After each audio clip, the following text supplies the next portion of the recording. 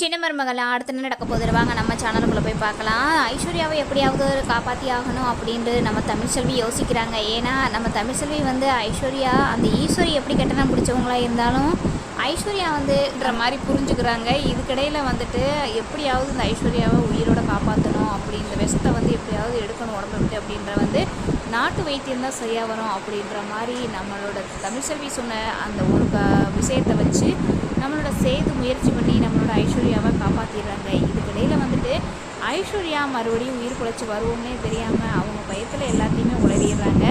இன்னொரு பக்கத்தில் நம்ம தமிழ்செல்வி உயிரை காப்பாற்றினதுனால தமிழ்செல்வி வந்து எவ்வளோ ஒரு நல்லவங்க அப்படின்ற மாதிரி வந்துட்டு ஐஸ்வர்யா இனிமேல் தான் புரிஞ்சுக்க போகிறாங்க.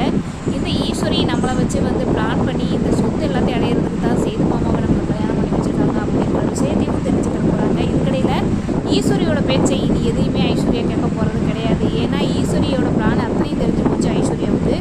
ஏன்னா வந்து இந்த சொத்து நம்ம சேதுவோட சேர்த்து வச்சது பெரிய விஷயம் இல்லை இவங்களுக்கு.